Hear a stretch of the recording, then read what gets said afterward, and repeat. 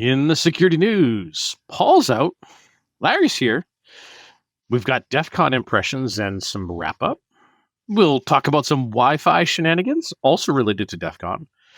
Ports and water hacks, no recognition, and some Zoom pwn.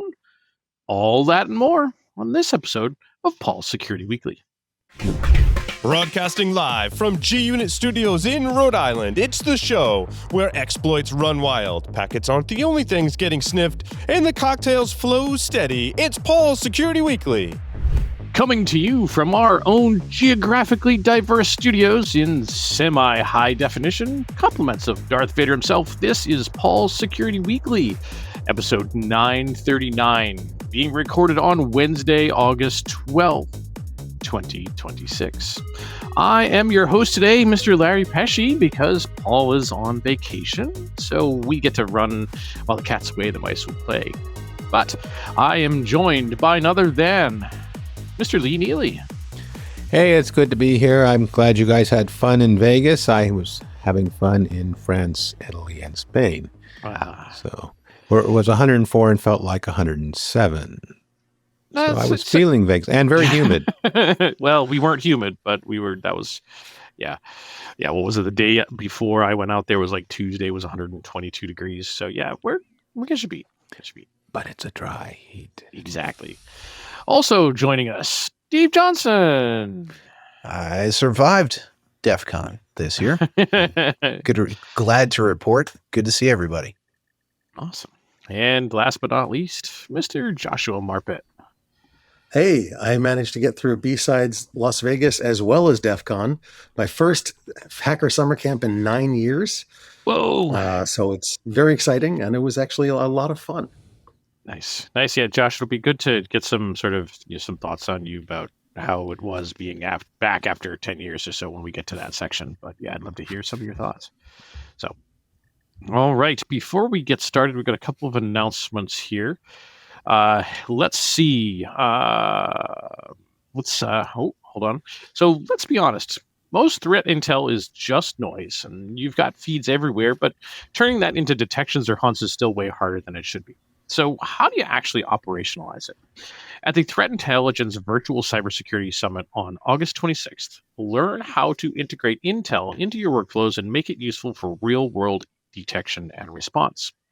If you're still looking to sign up, Security Weekly listeners can register for free at securityweekly.com/threat intel using the promo code CSS26-SW.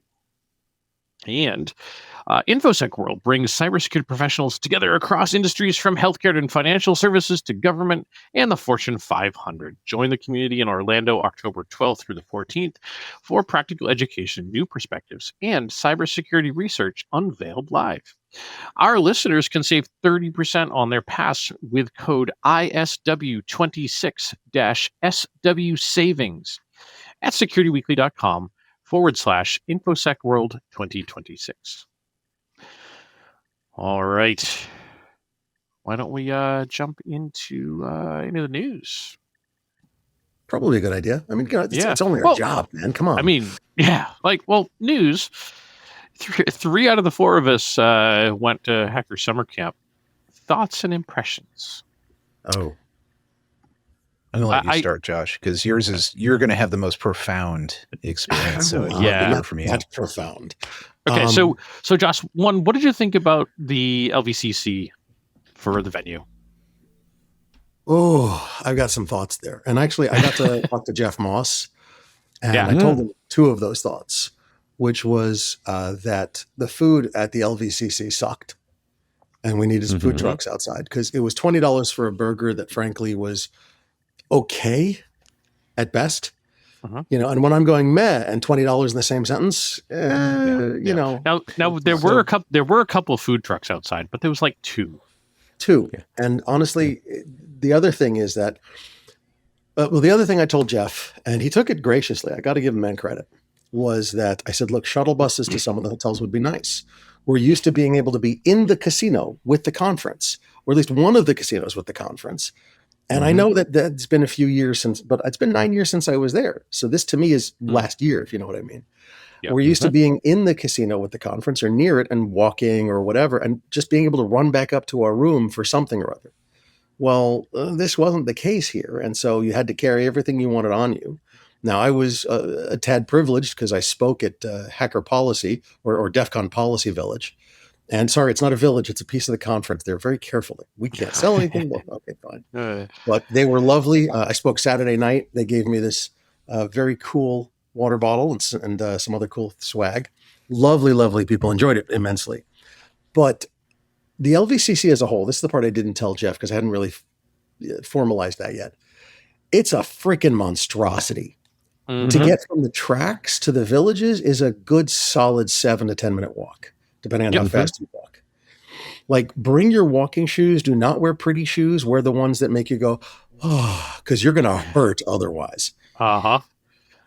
I got 10,000 steps in, honestly, by lunch most days. Okay. Yep. Each of the 4, there's W1, 2, 3, 4 are the villages and contests and stuff, halls. And then there's the tracks. And then there's the upstairs. There's 3 stories. There's rooms everywhere. I mean, it's big. Okay. So we were in the West Hall of the Las Vegas Convention Center. There is the North and South Hall. And I assume there's an East, although I didn't see it. Okay. There's only soon. 3. Yeah. There's only 3? Yeah, there's only 3 currently. Okay, so then we took up a third of the capacity of the Las Vegas Convention Center, and it could have swallowed us easily in the other 2 as well, which means that, DEFCON's got a lot of room to grow. But if it grows enough to even come close to filling that up, you'll need skis and a snow machine on your back just to get anywhere. It's crazy how big that sucker is. Yep. So you it's like CES. Like CES uses all 3 plus.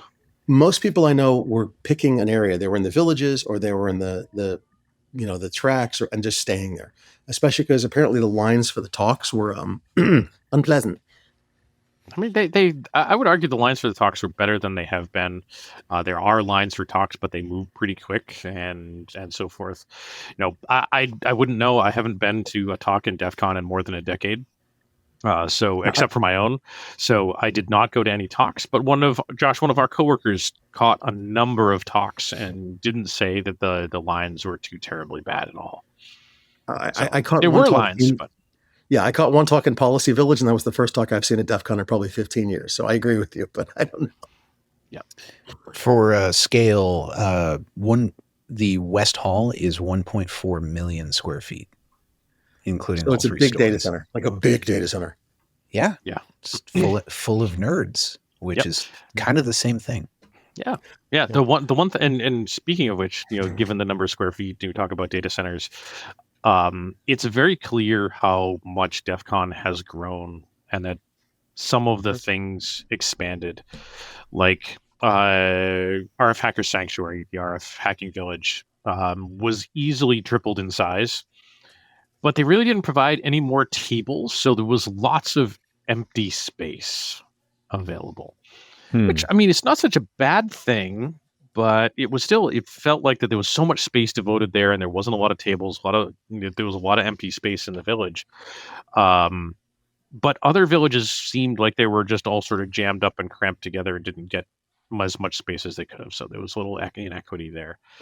I think that's the result of maybe some last minute changes. I heard about there were a couple that were kind of shoehorned in there, and I think that might be why. Yeah, I wouldn't be surprised. Wouldn't be surprised.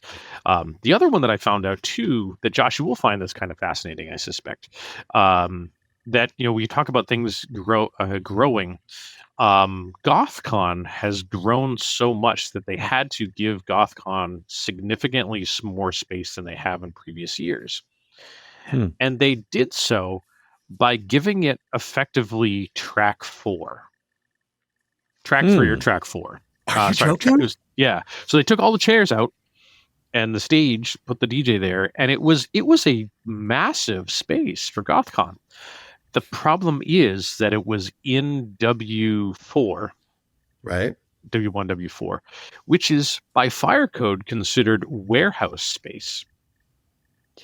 And as a result, has to be lit the entire time. Oh, so that their mood lighting. Correct. Yeah. I mean, they could turn the lights down, but it was it was very bright in there for GothCon. So yeah, and yeah, so I mean, we thanks to Gray Fox for filling us in a little bit here, but yeah, considered warehouse space, so needed light, not only one so that attendees could see to get out should there be a fire, and all the pipe and drape is non-fire retardant. So also the staff at GothCon need to be able to see to get you out as well. So. Oh, and that's another thing. The staff, the pipe and drape is not sound fixing at all, and acoustic at all. So the silent disco for a lot of the talks was fascinating. Yep. And if you're not familiar with that silent disco, they give you a pair of headphones, and they're tuned to a specific track, and then the speaker is speaking, but you don't. If you're just wandering by, you're like, why is everything silent? It was eerie being a speaker and doing a silent disco talk because I'm talking and I can't hear myself. I actually asked them for a pair of headphones so I could calibrate that I was clear. And that was a bit weird, but it worked out really well. Yeah. I think that worked very well in the sound thing, but I think a lot of people were weirded out about it and didn't like it. As a speaker, it was weird because, in that big space with admittedly still a fair amount of noise going on, like I could barely hear myself talk some of the times. So it was kind of weird. And I didn't put headphones on. I probably should have. You're probably sick of the word agent, but here's the problem. Your dev team is handing every new agent in your cloud way more permissions than it needs. And when one goes rogue, you've got 4 minutes before your data's gone. You need a default deny button that doesn't break every workload. That's Sunry's Cloud Permission Firewall. Native IAM controls, not newfangled AI nonsense. Default deny on every agent and human identity automatically. Learn more at securityweekly.com/Sunry. That's SONRAI. Yeah. There's mixed plug or something. Yeah. Next year. Yeah. Sorry, Dave. Go ahead. I have mixed feelings about that as well. I love that it's a really solid. It seemed to work pretty well. Technical response to like a kind of a human problem, right? It kind of solved that problem the way it's supposed to, but that is a limitation of the space. Not sure how to go about that aside from like putting up walls, but then that becomes like a fire hazard issue and you can't use the space as much.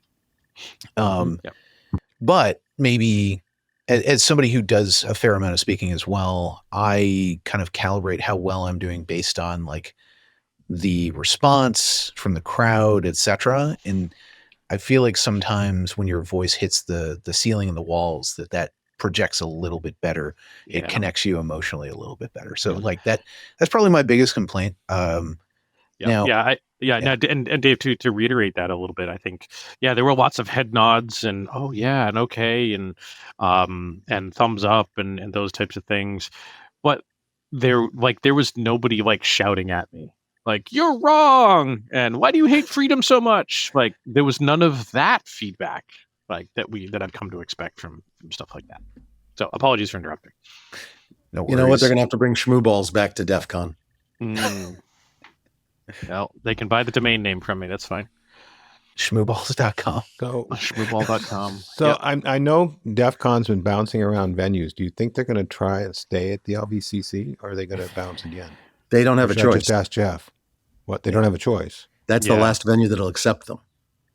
Oh. I don't know if it's the last venue that'll accept them. They could probably go back to the Caesars conglomerate. Caesar kicked them out. Caesars kicked them out. They're banned from Caesars. Interesting. As far as I know, that's what I had understood. Yep. Yeah. See, my understanding was that they had kind of outgrown Caesars, and that's why they went over to the Hilton Convention Center. Yeah. No, they're, as far as I know, and I could be wrong, and Jeff, don't hate me, but as far as I know, they are pretty much persona non grata at everything except the LVCC. Interesting. I mean, what about, we could go back to the Alexis Park for a bit. Are there any other hotels that we can borrow, like, around it? You need to stack the 3 Alexis Parks on top of each other. Yeah. I mean, how hard could it be? Yeah. I would say incremental changes. So I went last year, I went this year, and I had like a 2-year hiatus before then. And so I kind of showed up at the point where they had just kind of started to understand the LVCC and how it should be used. And the incremental changes I saw villages using their space better and recognizing the availability of space as something that could allow them to do more than just like kind of huddle around a single table. Like they could expand and actually have people sitting down doing activities versus just like choosing either activities or talks. Prior years, it seemed to be that most would choose to either have a really tiny stage and maybe kind of do both or one or the other. I agree with you on the food, although I had the orange chicken. I didn't go for the burger. I figured that would be succulent, still and hot. And that worked out pretty well, Josh. Like maybe next time try the orange chicken. If it's standard mall food, it's probably going to last a little bit longer. That was my logic. I just can't deal with sugar, like enough sugar syrup draped on it that it might as well be a candy bar. Yeah. Oh yeah, no, my organs are not happy with it, but I got through it. But the overall, the amount of time that it does take to get from one place or another, I did have to plan a lot for that. So, hey, I'm over here. I need to meet somebody over here to like buy a badge or something like that. I'll see you in 20 minutes, versus I'll be right over. Yeah. It's literally, it's from one end of that place to the other end, like from one corner all the way to the other bottom. Like it's literally a 20-minute trek. The available space though is kind of nice. And the other thing that's unique about this space compared to every other DEF CON I've been to is that it's just us. There's no muggles. It's just us. Right. So we're not ruining anybody's long planned vacation with our shenanigans. I guess. Yep. Because I can imagine a normal person who shows up at a casino and there's a hacker conference going on, hears the word hacker and goes, am I in danger at some point? Yep. Only to kind of look around the room and go, wait, they have rubber chickens and they're having a great time. Maybe it's not, maybe it's a little jocular rather than mirthful. Well, until you get on the plane going home. Well, we'll get there. We'll get there. Dumb hackers on a plane. I would say the other part that I thought was really, really cool, just the available space, the opportunity for DEF CON to grow. We haven't hit maximum capacity at all. There could be, DEF CON could, to your point, be 3 times larger potentially at some point. And then at that point, we just create our own city. Because we'll have the pop. Yeah, in the desert. It's populous. So Dave, something you said reminded me, the biggest concern I had with DEF CON and some of the other locations, particularly the one in Caesars, because the first year they were in Caesars, it was right on top of the end of a credit union directors conference, and talk about a group not prepared to defend themselves from the DEF CON crowd. Mm-hmm. Yeah. And not that. And my problem is that it's very inconsistent as to whether the DEF CON participants will leave items that are outside DEF CON, like participant that's not a hacker, or somebody's little kiosk that he's making minimum wage or she's making minimum wage selling their junk alone. And often the answer is they won't. And that worries me because, I get what they do. I get hacking. It's a lot of fun and everything. But, knocking over the guy who's or gal just trying to make a living and who has no clue who we are. That just doesn't that just feels mean. You're 100% correct, and it is mean. And typically, the goons will respond. Yes, to that kind of thing, even if it's outside DEF CON, because it's our attendees, and we want to be polite and well regarded. And by the way, that's another thing. The goons this year, holy crap, they were amazing. Good. Like Mark Rogers should be insanely proud. They were they were polite. They got they're kinder, gentler goons now. Holy crap! It's amazing. Yeah. I got to tell you, the goons I worked with were phenomenal years past. So I'm glad to see that's even more so. Oh yeah, it's ridiculous. And they now have probationary periods that are you have to get to your second year and finish it before they'll give you like a patch and call you a goon. Nice. And actually, I think that was true when I started gooning. I couldn't get one the first year, but I don't know. It's cool. I think it's wonderful. That's really, it's kind of a moving into the mainstream kind of thing that, that really. We should get Mark Rogers on our the show and talk to him about the Goons and all sorts of stuff and getting his heart started every 3 months, Yeah. Yeah. That'd be neat. If you catch a patch while he's in the U.S. Did anybody go to the Defcon pool party this year? Yeah, the Goon swim? Yes. The one at the Sahara, right? You were there? No, it was at the Rio. I went to the one at the Sahara. No, I didn't know that. No, I went to the one on Sunday at the Rio.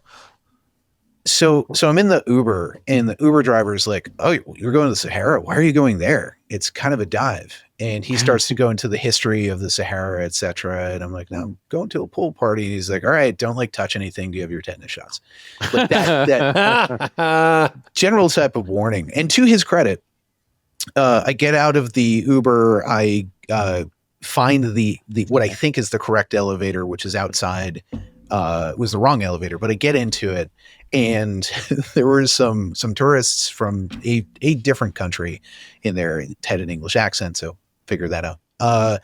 And so they get in there. There's no lights. I'm in there too, and luckily I'm wearing a Hawaiian shirt, very non-scary. But they get in, and one of the little kids is basically going, "Daddy, I'm scared." And then the doors kind of shutter closed, and it gets even darker.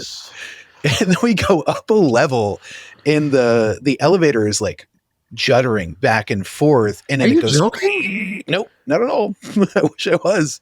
We were somewhat concerned to get to go in, let alone everybody wanted to leave that elevator very quickly. Needless to say, I took the wrong elevator. I took the stairs on the way down, luckily, and then eventually found the pool. The pool was awesome. First of all, the pool party was excellent, and it matched the theme of having a lot of usable space and using it really well that I think Defcon is really starting to figure out. You walked into the pool party. To the left, there's like a buffet thing going on. There was somebody heating up burritos for you. They would custom build a burrito for you. There was food in various different places. There were 2 different pools. There were cabanas. Some of the cabanas were in the water, which was kind of neat. And at no point did I feel like it was too crowded. It was comfortable, and they were still allowing people in. And it was still an active party. It wasn't dead in any way. Bars were accessible. So I think that is completely different from the last Defcon pool party I went to, which was standing room only, and it was incredibly tight. So I am very optimistic with once we begin to recognize how we can use space more, even to grow, to do things we couldn't before. Defcon's going to be better than it ever has been. Yeah. Speaking of using space, that was one thing that annoyed me Thursday night was the welcome to Defcon party. So yeah, exactly. Because I didn't know about it. No, exactly. One, I didn't know about it. It was in the on-site guide. It was in the brochure there, but it was very much we're holding it at the club called Industrial or something of the like, and you needed to take the shuttle bus from the LVCC there or get there on your own. But it was horribly advertised. It was on page 2 of the parties, and it was stay tuned for more about how to get there. Exactly. But so having gone to LVCC other years, there were always parties Thursday, Friday, Saturday at the LVCC. There was one party at the LVCC. It was the chill out room. And there were maybe 75 people there because 1, no one knew about it. 2, all of the freaking doors to the LVCC were locked, except for the one where they've got the big screen. The only one that was not locked was the ADA accessible handicapped entrance where you press the button. Oh, wow. That was the only way you could get into the building. Ask me how I know this. You obviously got in. Yes, and I went and hung out because some friends were probably tried every door on the way too. Yeah, he's just kind of just kind of cruising the windows, let me in. Exactly. Did you get dropped off at the Uber area and have to walk 4 miles around the other side? Oh no! Fortunately, I got a little spoiled and I got to stay at the Fontainebleau. So it was literally, you walk out the back door of the Fontainebleau, you walk across the street, and then you walk into across the big sidewalk, and then you walk into the building, which of course was locked. So I did have to walk all the way around the damn building. Yeah. So, yeah, that was one that was weird and not great. I guess you brought up a good point, is that the disconnect to the parties, and Josh, you mentioned this too, I guess, the disconnect to the things that were off-site made it so you kind of didn't want to go to those things sometimes. If I hadn't gotten an Uber to the pool party, I probably wouldn't have gone. Yeah, well, I had to get an Uber to the Goon swim on Sunday night at the Rio, and it's like there's just, and that was a wonderful party. G-Bar Cardi and Jason Ross were like, "You're coming with me because I'm not a Goon anymore," and they brought me in, and it was really nice. I had a lovely time. Met Bunny, who designed the badges. Mm-hmm. Fascinating. Really, I didn't know he lived in Singapore. So I said, "Why do you live in Singapore?" He's like, "It's cheap to live and health insurance is free." I went, So, although it costs you $150,000 to have a car. But if the infrastructure is good and you don't need a car, I like having a car, but if I didn't need one, I totally would not. Yeah, he doesn't have one. He's like, you don't need one in Singapore. Right. It's just easy, and it's not horribly expensive to live. There are $200 a month apartments and things like that. So it was just interesting talking to him, and but yeah, you've got to go somewhere for everything after hours. There's never something there. It's always off-site, or the doors are locked, like you found out. Yeah, well, I mean, don't get me wrong. That was the only night that happened. So there were parties at the LVCC Friday and Saturday, like I expected, and there were tons of people there, and that was great because, like, again, we're back to the part of the reason why I like the LVCC. We were all in the same place. Yeah, or we all had the opportunity to be in the same place. So. Oh. Wow. Well, cool. Well, what do you think we move on to something else? Speaking of one quick thing. Yeah, I just want to show off my favorite piece of swag. This is just way too cool.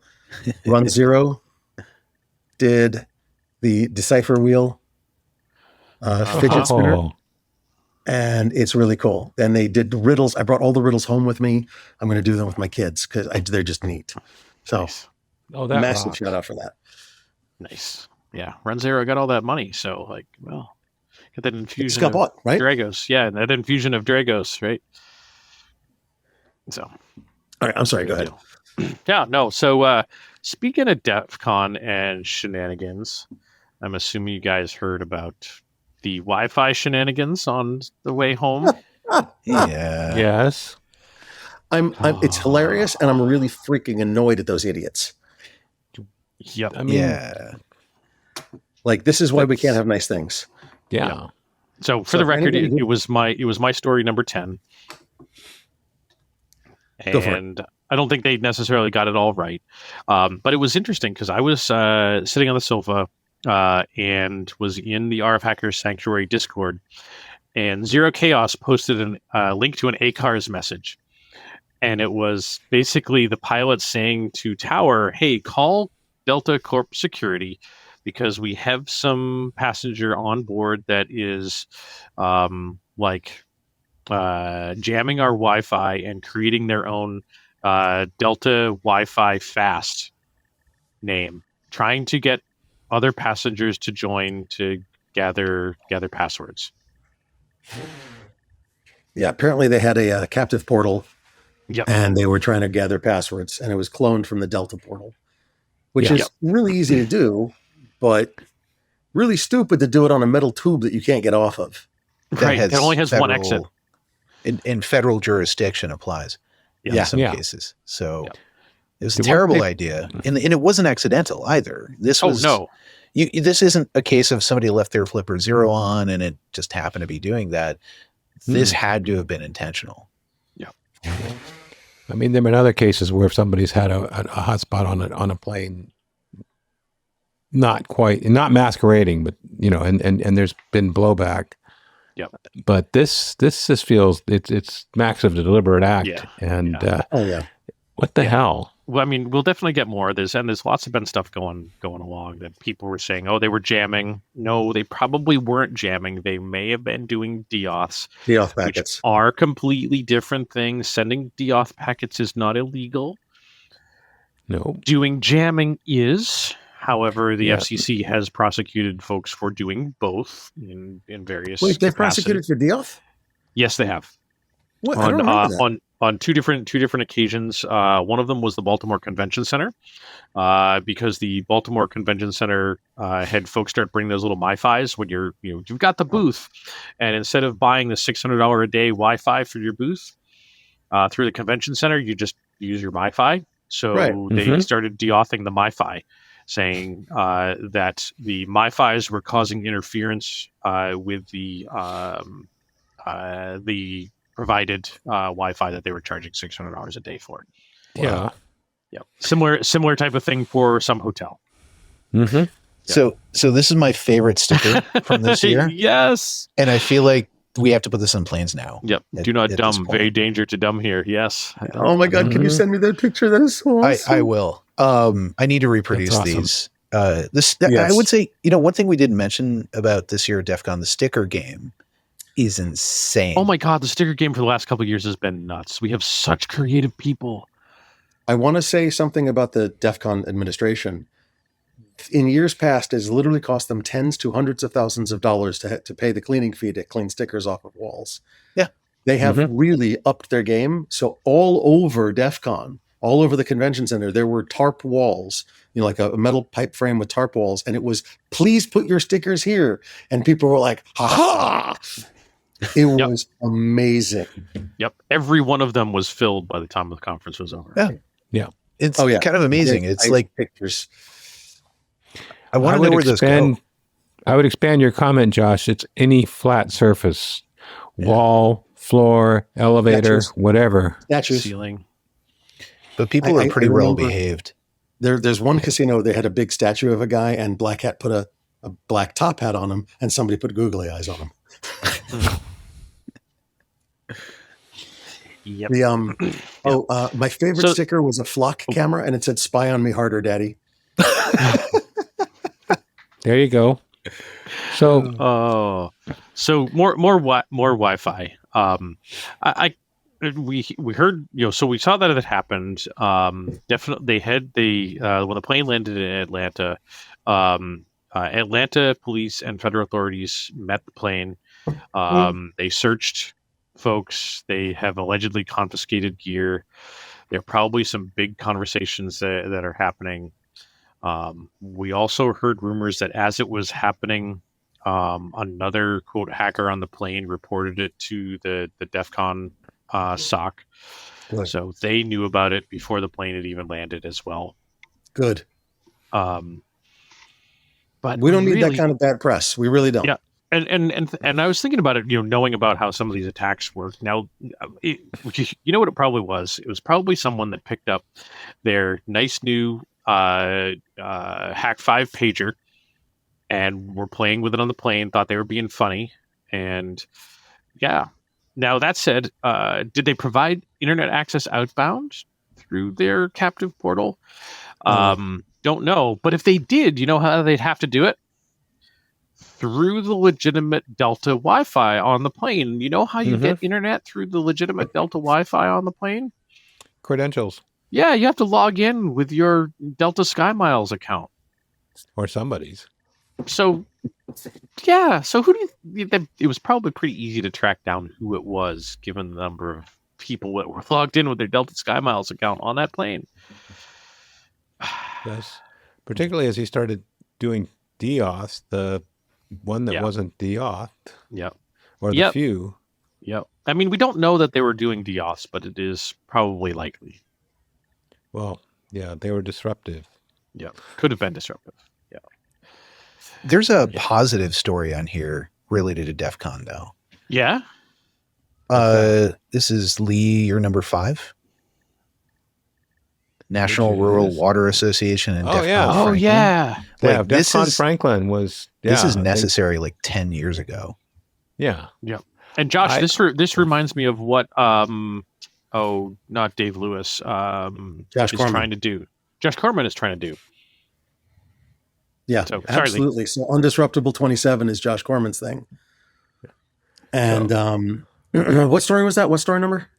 Number Number five. The Natural Rural Water Association and Defcon Franklin launch Water Watch Center. So the interesting thing here is that, excuse me, the Water Watch Center is for utilities serving fewer than 10,000 people. Guess Correct. how much of the actual water utility world that is? 90%. It's a huge 90 percentage. plus percent. So this is 90%, fascinating. And because there's a lot of them are small, and a lot of them don't have the budget or wherewithal to do cyber right. And some in the course of going through this, I mean, one of the motivators is all these attacks on PLCs of utilities, because the PLCs are exposed to the internet because they don't have the wherewithal to have them require a VPN or other secure access method, so they just expose them. Mm-hmm. So and you know how resilient PLCs are. That was funny. I like that joke. Yeah. So, well, the joke is funny because the squirrel is dead.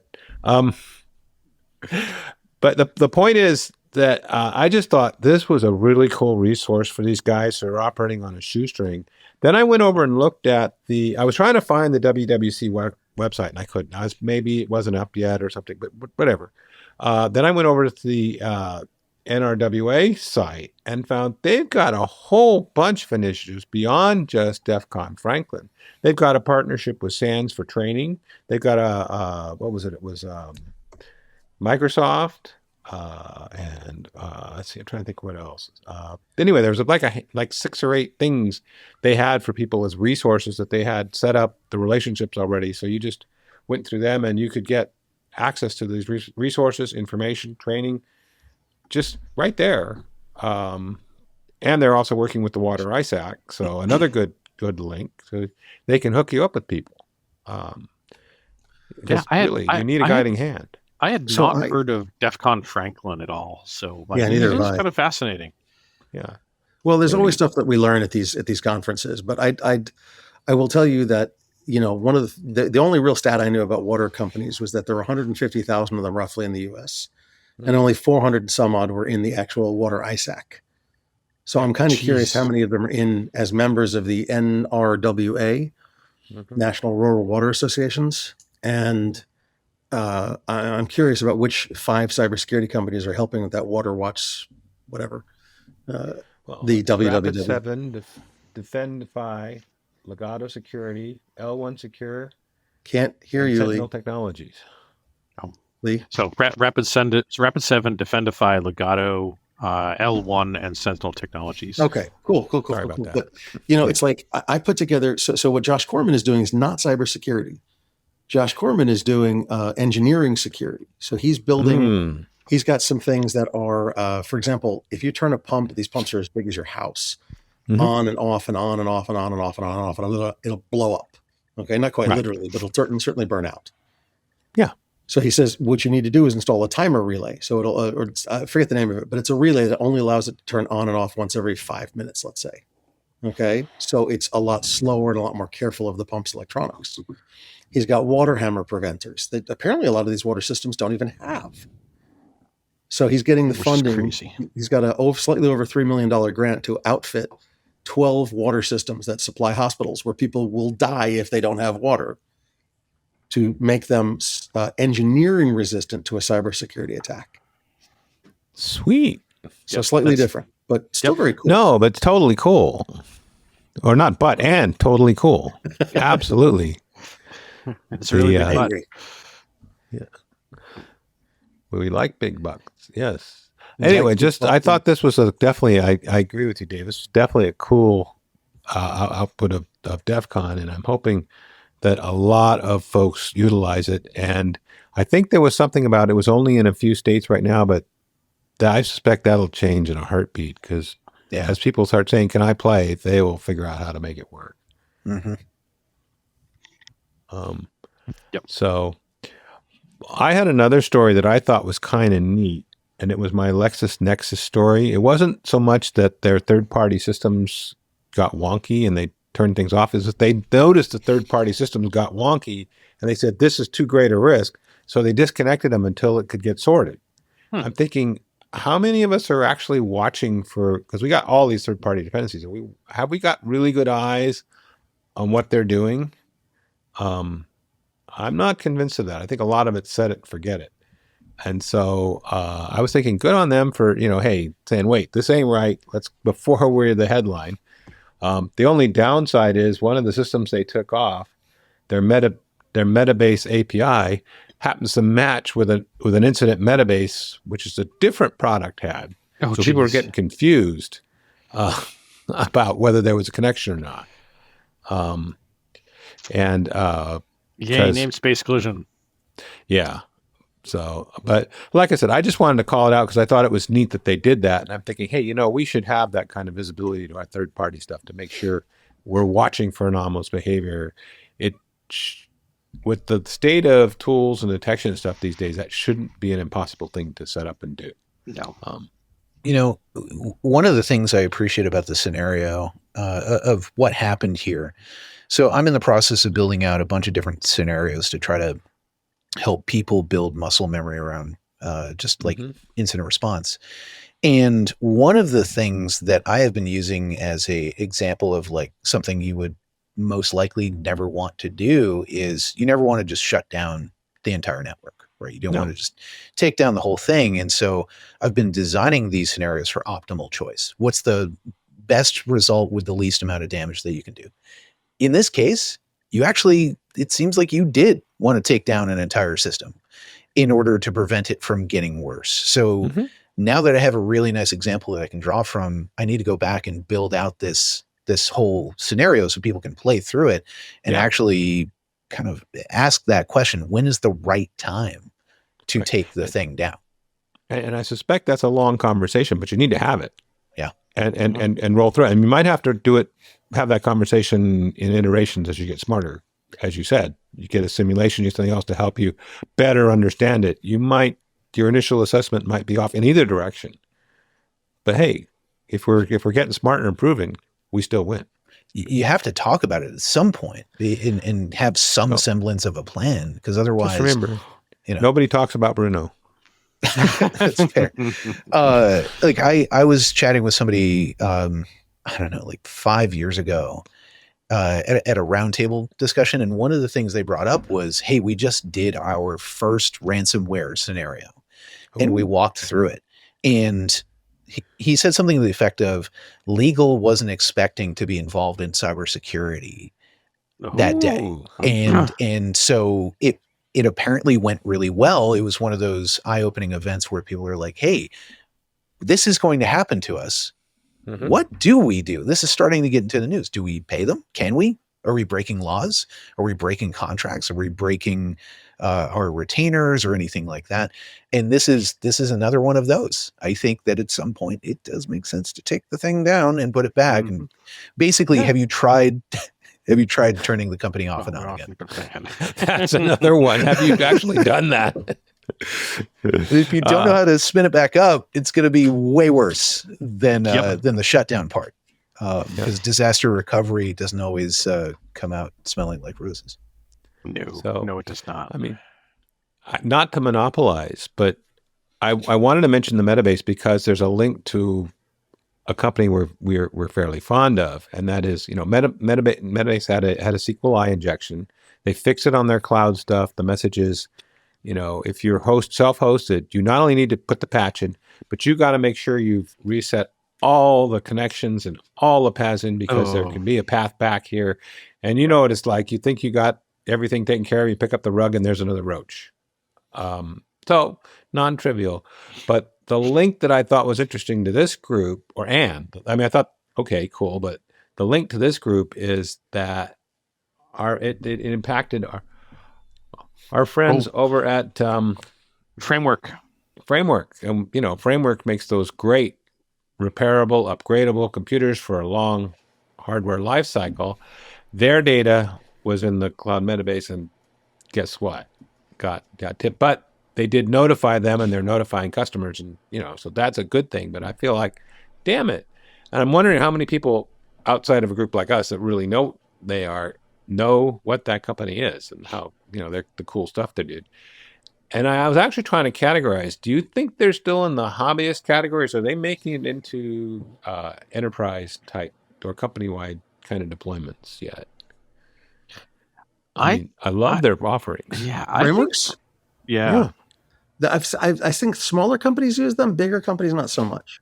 Okay. Yeah, I think they're still probably the fairly. Framework desktops are amazing AI machines. Mm-hmm. Yeah, because they are. $3,500 right now, and I bought it when it was $3,000, and they come with 128 gigs of unified RAM. Damn, interesting. I still think they're still fairly niche outside of some of our circles and so forth. But I think the other one that's really neat about the framework stuff, and we're going down a rabbit path here, but fair. Because the motherboard is upgradable, you don't have to use the motherboard and such in a framework laptop. Like this, and this is one that I, now that I'm saying this, I need to explore, but I think it's going to get really expensive real fast, is that I'm building a cyberdeck out of a repurposed other computer. However, I'm going to run it with a Raspberry Pi, but there's no reason that I couldn't use something much more capable, such as a framework motherboard in this device to do the same thing. Yeah. Are you going to go super DIY and not give it a case, just mount it on the wall? No, it's got a case, but it's got a very special case. Okay. And yeah, it's special. Dave, I'll send you I'll send the folks to a link to the special case in Slack, but a little secret now because it's a project I'm working on. I don't want to give it the ghost. Just give it the beans just yet. I'm excited. Oh man! All right. Do we want to move on to talking about AI? I mean, I noticed Josh, you had a couple of LLM stories, and so did you, Larry. Yeah. Sure. So let's see where to start. There's so much fun. So I'm going to tell you that I have a couple of vanity stories in here this week. Acceptable. That's acceptable. I'll allow it. All right. Yeah. Number 4 of my stories is about the state of software supply chain security. It's the new Q3 report that my nonprofit puts out. We put out a new report every quarter about software supply chain security. Mm-hmm. And it's interesting. There's a lot of talks about abandonware and NPM and, it's NPM and all that kind of stuff. And it's fascinating that depending on how you measure software, you can measure abandonware in different ways. And so realistically, a realistic answer for how much abandonware does this ecosystem have can go from 8% to 40% in just depending on how you measure it. So it's just a fascinating. Rather than give answers, we've expanded the questions. So it's kind of cool. I recommend anybody interested in software supply chain security just click that link, read the report. It is free. There's no information requested. Go to town. Okay. And it's really an issue because when you have something that you can't get a good, solid, reliable answer on, it means that marketers will lie to you. So that's that one. I'll shut up. Wait, if anybody wants. Marketers don't always tell the truth. I know, Lee. I know. I'm in your retirement. I'm going to tell you some blunt truths, my friend. Okay.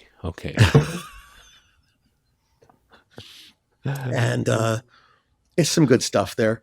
And then I'd love to talk about my story number 1 because I'm really excited about this. I did a study on AI governance and the different frameworks that do AI governance. Mm-hmm. Because there's a lot. There's ISO 42001. There's the NIST AI RMF. There's MITRE Atlas. There's lots of stuff, right? Mm-hmm. And what we did a study of all of them and compared all of them to each other. The most exciting thing that we found, and by the way, this study comes out on this week. Okay, in the next week, I should say, excuse me. So not this week, meaning by Sunday. It's going to be in the next week sometime. I'm not certain.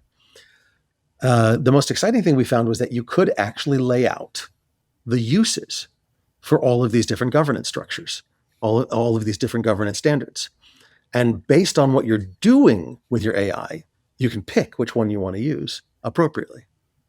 Because I was really confused. Actually, to be honest, the genesis of that study was, what are all these freaking AI risk management frameworks and governance laws and crazy, like, what the hell?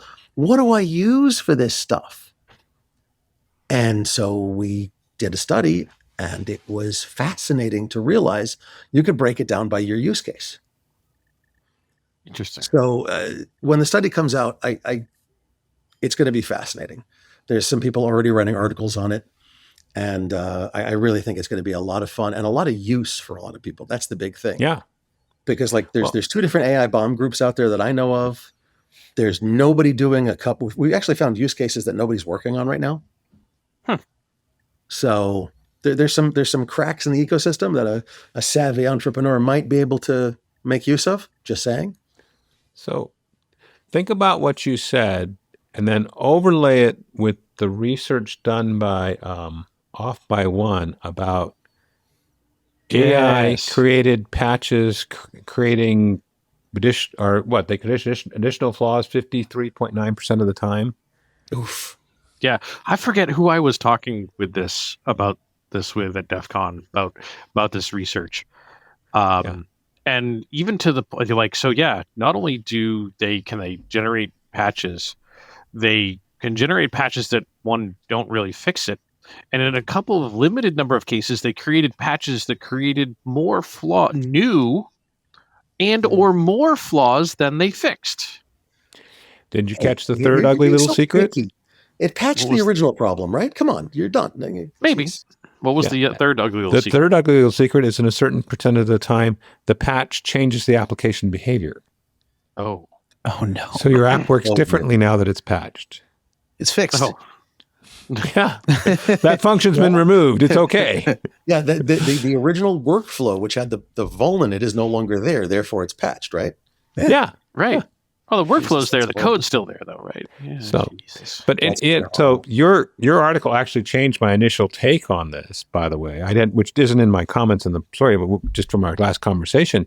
I was thinking of what, when we talked to Paul about vibe coding, and he talks about all the restrictions and governance he's got in there, building a plan, deciding what steps are automated, what are not, where he's doing checkpoints, which is, but you're at the bigger level there, Josh. It's like, we really should have a framework on this kind of behavior that people can follow, not just I still believe treat that AI like a young intern.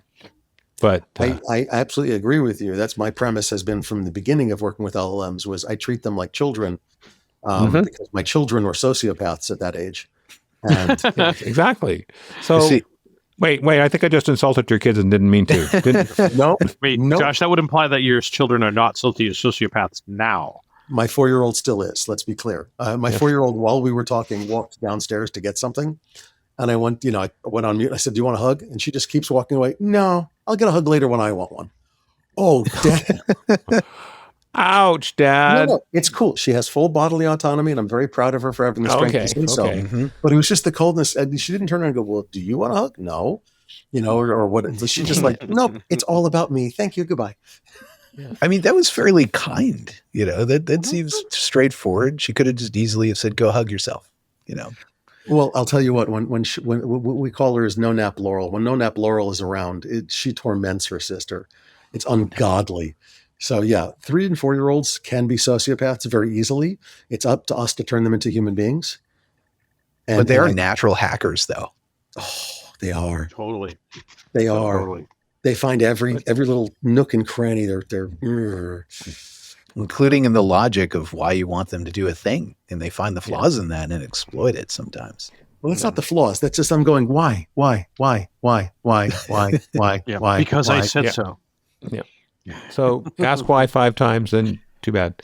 So extending the theme a little bit, I just from the title of your story number 11, Larry, I'm thinking, is this in the same universe with what we were talking about? That's your Veracode finds AI-generated code struggles with security? Yeah. It's very insecure. It needs a hug. And unlikely to say yes either. Yeah.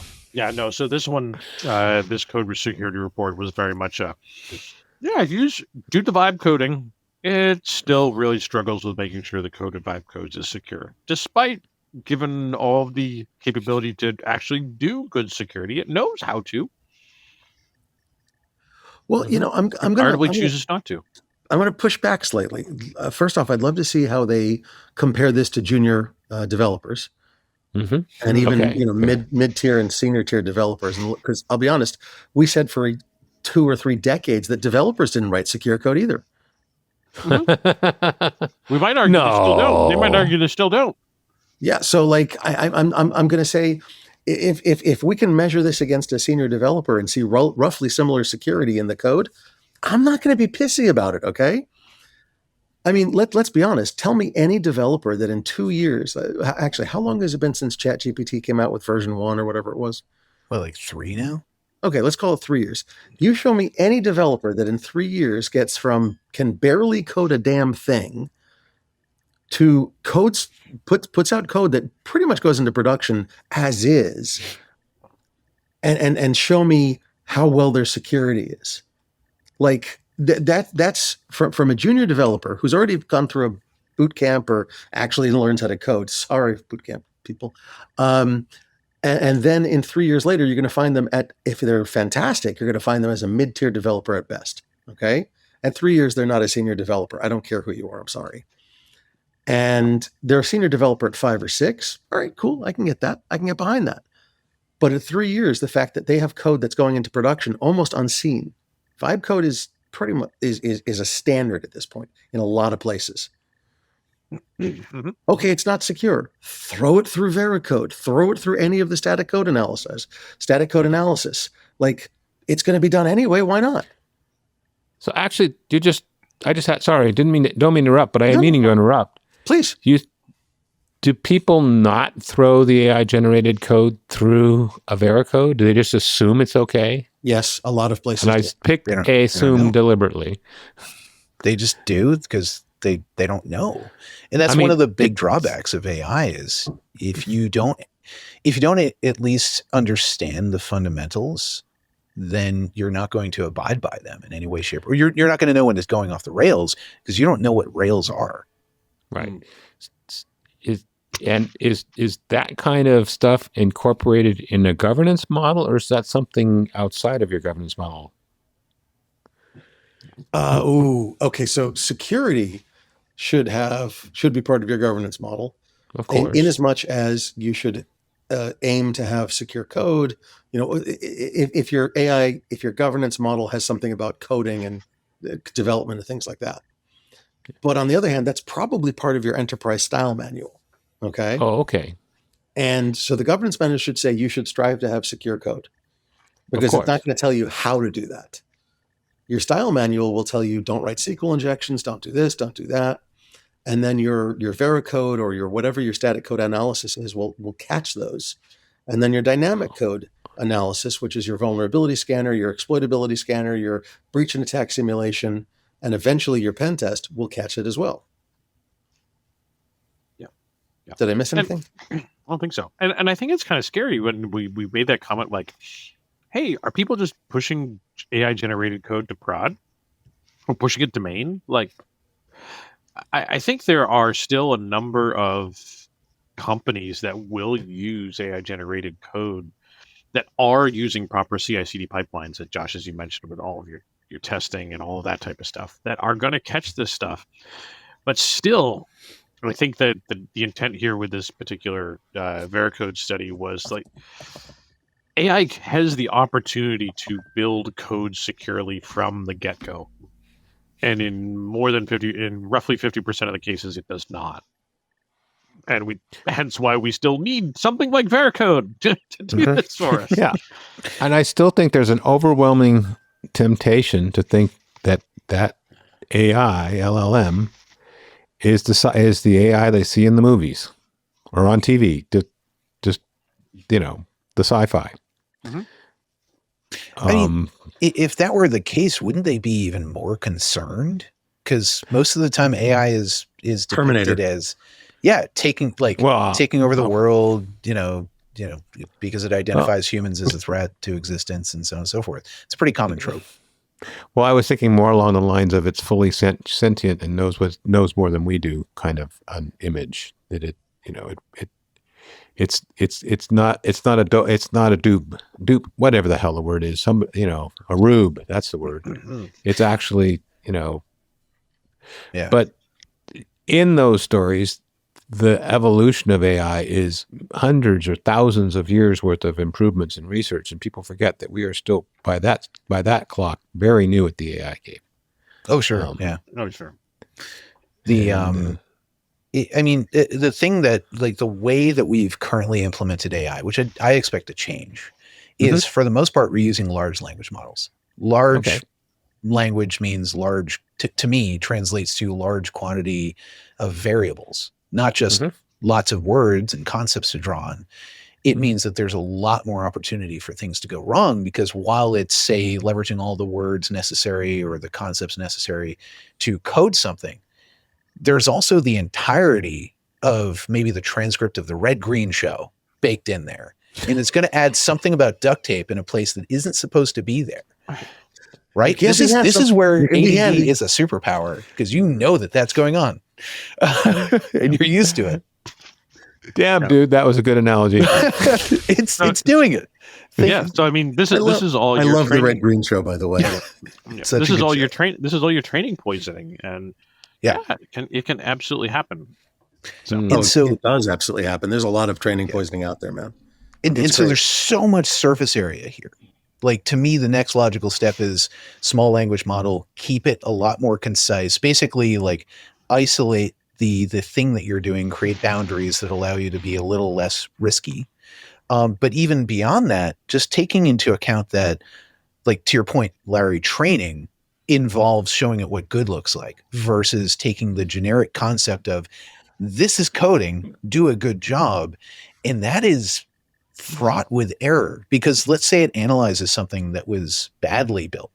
It's going to assume that is the end. So one of the things I had to break the habit of was leveraging the term in my prompts, industry standard, create the industry standard version of this. And that means that you're on the bell curve of what good looks like in many cases, if not most. And so industry standard can mean pretty mediocre in many cases. And so I've been trying that's a double-edged sword, right? Yeah. Industry standard, but wow. I've been trying to leverage that with kind of two perspectives, like build it around the industry standard, but find all the issues with that standard and or make improvements where it makes sense to. But even so, you're starting at kind of middle of the road. Yeah. Oh man, so many things. Training data is full of the red green shirts. I just can't get that out of my head now, you bastard. You're welcome. Now you have to go watch that show. It's a good show. I watch it all the friggin' time. Not recently, but I used to watch it all the time. Do you know they're still touring? No. They're still touring. Idea. Wow. It's incredible. They still have a road show. They still go and do live shows. They're amazingly funny. They've got the possum van. I'm sure that gets good mileage on gas now. It's probably duct taped together. Let's be honest. Yeah. Just remember, can't be handsome. At least you can be handy. And that is why I'm handy. You're handsome. You're still handsome. That's all filters. Training data is full of crap. And part of the problem for a while there was that the training data was being filled with AI slop as well. Yeah. So it was generationally getting worse. I haven't heard about that in a while, and I'm honestly curious how they fix that. So if anybody knows, I'm really curious about that. I don't think they necessarily have. Maybe it's just become more tolerated, and some of the sources of data are getting better. I have seen a shift in people's tolerance for quality of input data being a lot more restrictive and a lot more intentional than it was previously. Yeah. So I think we've grown some wisdom around AI in the short time that it has been around in the form it is. And the sources of truth are becoming more and more valuable nowadays. Like hard data is the thing that you can control. And then from there, that's your baseline. Now you have to kind of mold AI to do the thing with hard data that you need it to. Zero trust is clearly the future as threats get faster, quieter, and harder to detect. But implementing it shouldn't disrupt the business. ThreatLocker enforces default deny at execution in a way that remains enterprise-ready, scalable, and operationally clean. Unknown software is stopped cold, trusted apps stay contained, and drift is locked down across the environment. It's zero trust that works in real enterprises and prepares you for the threats ahead. See why CISOs are adopting it at securityweekly.com/ThreatLocker. Yep. Yeah. Interesting stuff. Although I will say that sometimes having it have this crazy wild data is absolutely fascinating. The things that it will come up with. So to tie us into another story here, I was doing some work in response to one of these stories. Specifically, we'll go into the story. Specifically, this is Bill's no recognition. So Bill from the show officially really launched his no recognition stuff. Had a talk at Black Hat and at Defcon and did some neat stuff. Bill's not on the show, so I'm not feel like I'm stealing his thunder here. But I spent a lot of time talking with Bill about no recognition and some of the stuff that he did last week. Specifically, one of the things that he did as part of the release at DEF CON and so forth, and he kicked off his Kickstarter campaign and has done absolutely amazing with it, like 1,000+% funded. But he was contacted by Donut Media to say, hey, like, you've got these patterns that can prevent a human from being detected by the AI in these cameras that are doing human detection. Can you put this on a car and have a car not be detected? So he wrapped a car. And as he would say, when I talked to him about it, he said, most normies would say that he failed. But he says it was a wild success because... Why? Why the difference? I'm curious. Why the difference? When they did the detection with the wrapped car, about 60% of the time the car was detected. That's huge. Yeah, exactly. But if I said that told that to my mom, like, Mom, we tried to keep the car hidden from AI on these cameras, and it only worked 40% of the time. She's like, well, that's not very good. No, but Mom, it worked 40% of the time without the wrap. Like it is a huge difference in quality. Yeah. And there was some we won't spoil his thunder on this one, but there were some very specific sort of edge cases, I'm going to say, which caused that 60% failure. And I'm throwing numbers out there, whether it was 40 or 60, but it was above. It was above what he really wanted, but still was way better than zero. But those challenges are going to be one that are fairly difficult to solve, but still really good.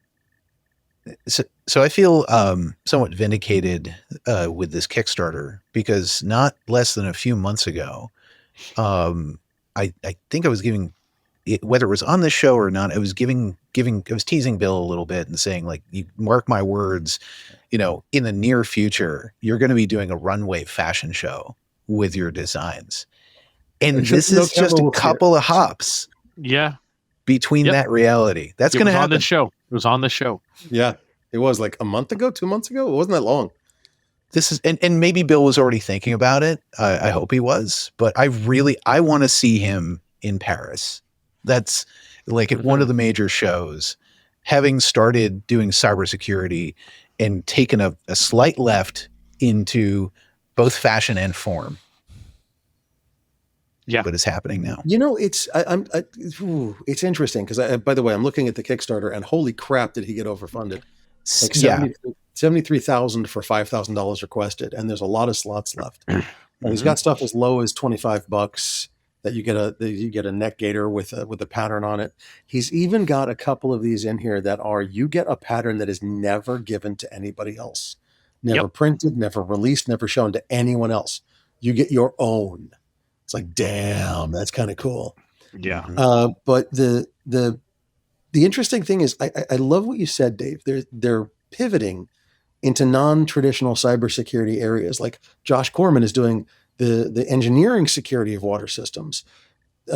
Swearingen is doing the clothing aspect of breaking facial detection in cameras. It's fascinating where, when we go sideways, which directions we choose. Yeah. So I love this stuff because this is all systems thinking. It's there's a set of systems that are in play here, and then you're recycling the thing you're already an expert in and finding the tangential relationship between all these things. I also think it's cool. This is when it gets the most fun. I can't wait to see where the no recognition clothing line goes, and I can't wait to get mine at Defcon in a couple of years, if that ever happens. Bill, I hope you're listening, please. Well, I mean, you can sign up for the Kickstarter now and get some. Yeah.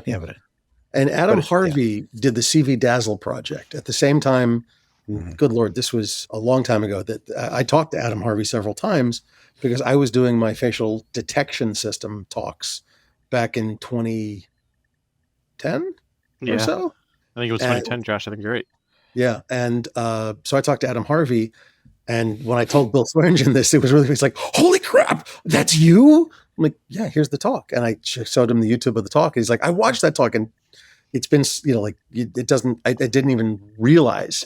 So he actually named one of the versions of no recognition after me. So I'm like really proud of that. Forgive me. Nice. It's fascinating what he's doing and how well it's, by the way, and one of the things, sorry, I wanted to say this earlier. Remember the car that got wrapped? Mm-hmm. Yeah.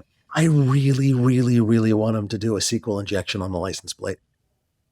So here's where I was going with that, Josh, because I think we talked about this a little bit, because as part of that Donut Media thing, they kind of talked with Bill and said, hey, we want to talk about some other things. And, Bill's like, oh, I know people all across the industry do stuff. And I don't know how it came up, but they said, we want to see we wanted you to do like a cell phone jammer on a car.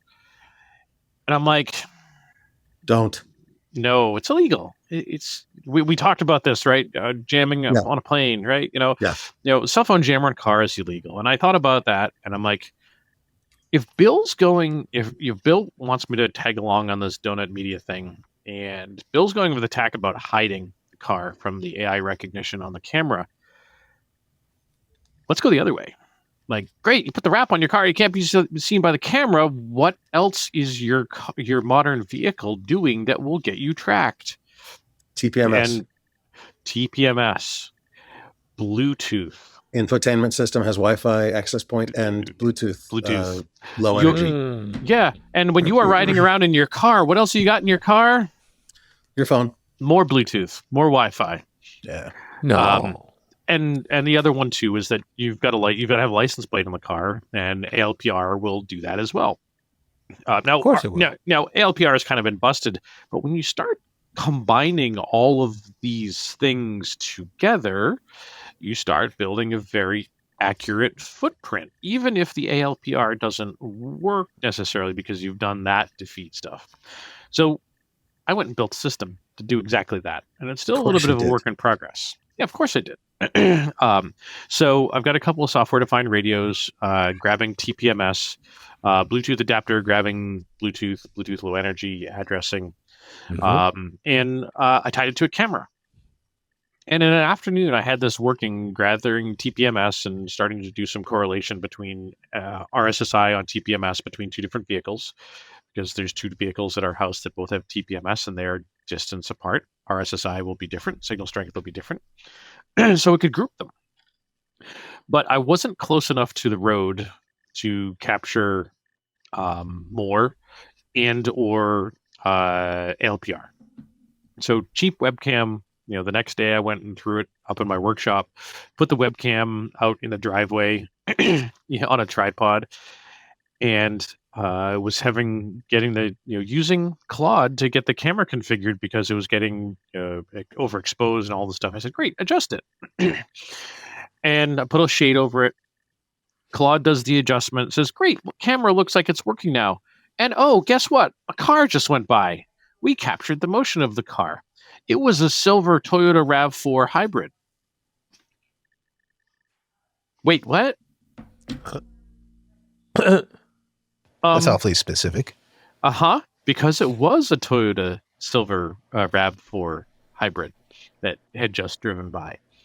Because it captured the image and did image recognition on the vehicle. So guess what feature it has now?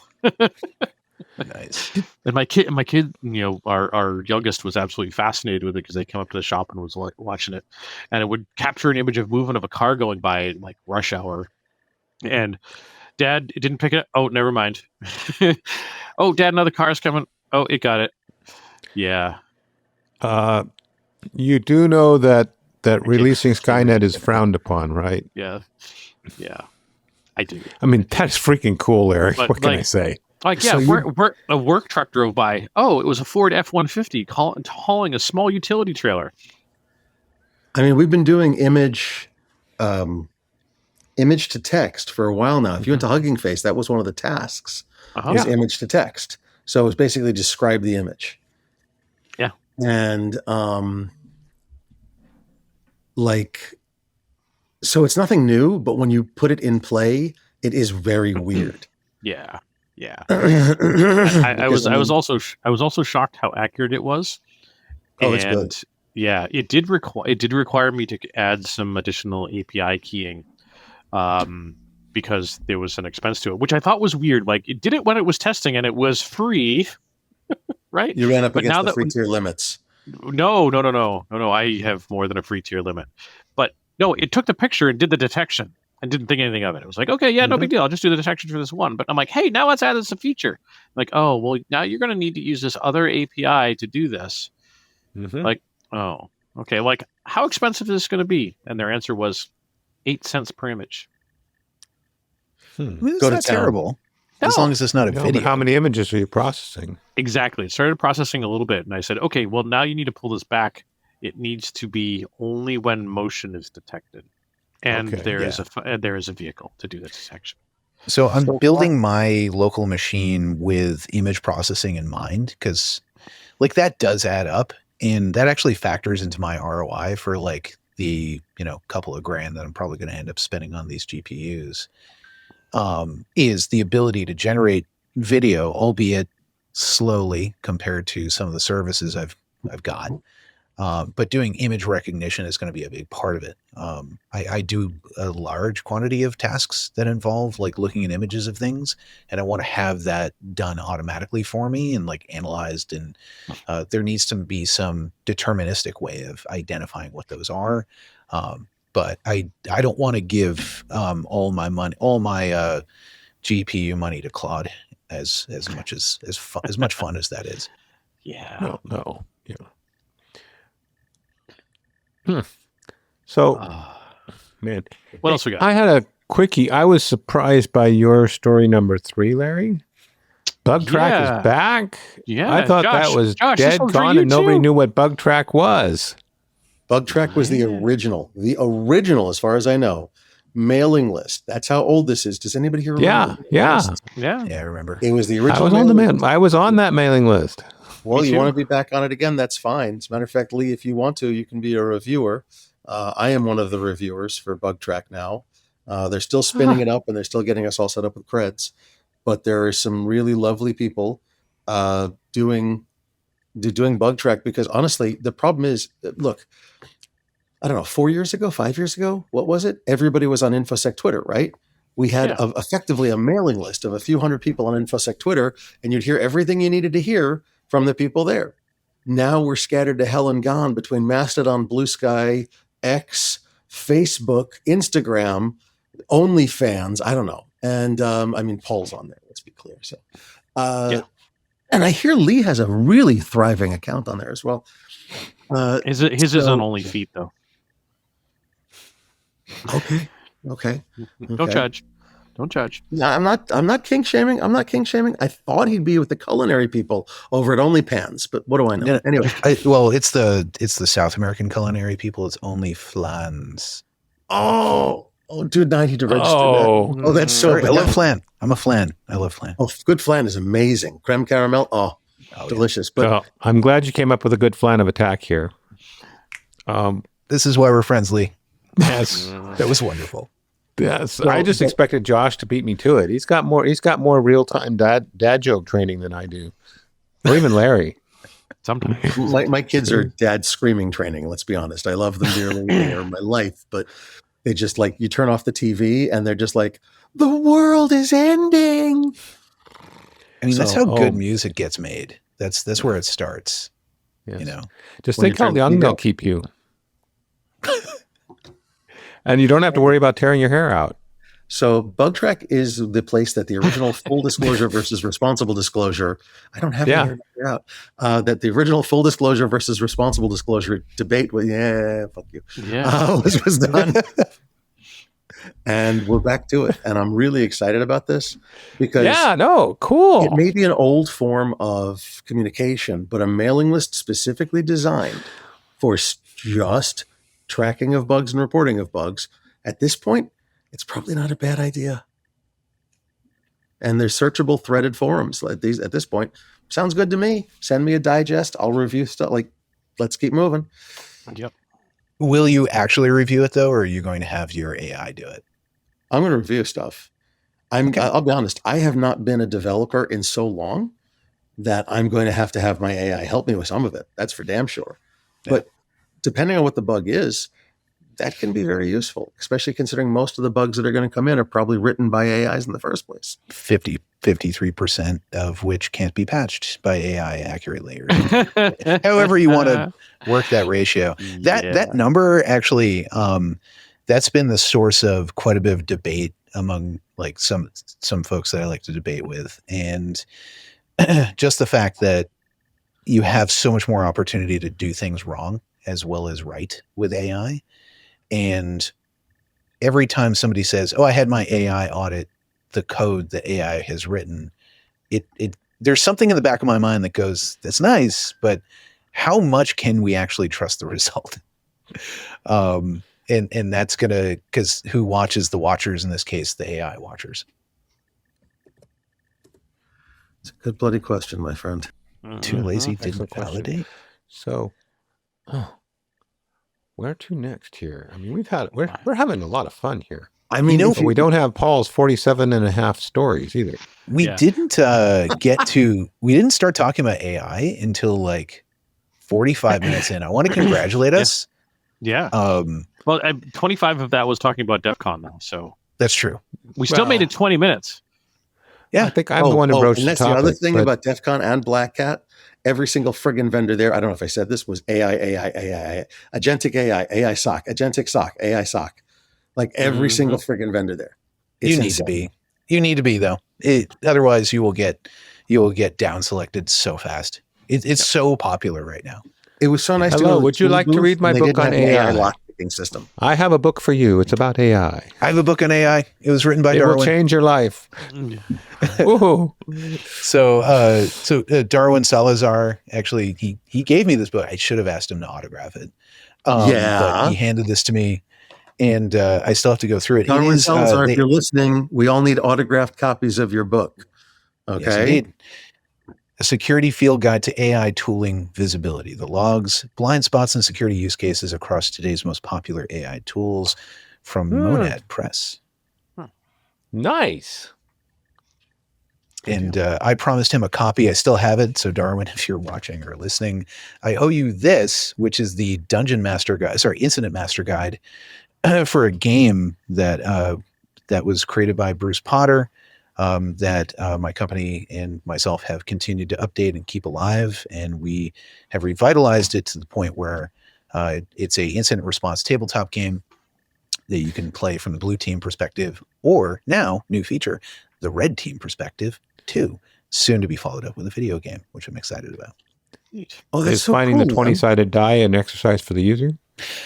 No, we actually were giving those away at the booth. Yeah. So that wasn't Damn. yeah, That's cool. Yeah.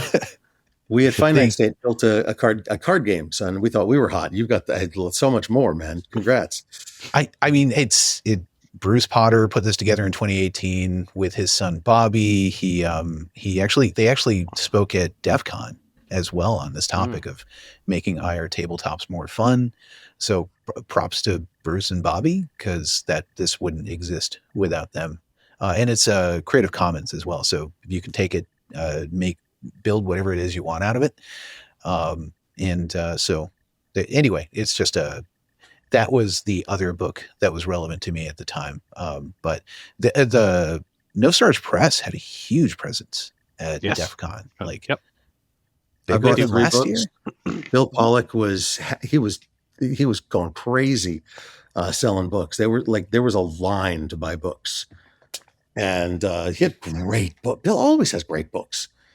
North Stars Press is fantastic quality, unbelievably good quality books. He edits. If you've never read a book of No Stars Press, they edit it like old school, by hand, multiple editors. They hammer on it. You better be prepared to defend your dissertation. I had a really, we covered a lot of ground in this conversation with a lady. I didn't get her name, but she gave me a lot of really good stories. But and recommendations. One of the recommendations she had was to find a book called Ethics in Computing for Middle Schoolers, which was supposedly created by No Stars Press. I have a ton of notes I still have to go through from DEF CON of things that people have recommended I go look through and look up. But that's one of them. If that book still exists, it sounded really interesting because, and I've done a few talks on ethics in cybersecurity, and apparently the folks who are on that plane have not sat through one of my monologues on ethics. But that's always something that, to me, is one of the foundational skills in cybersecurity that is required.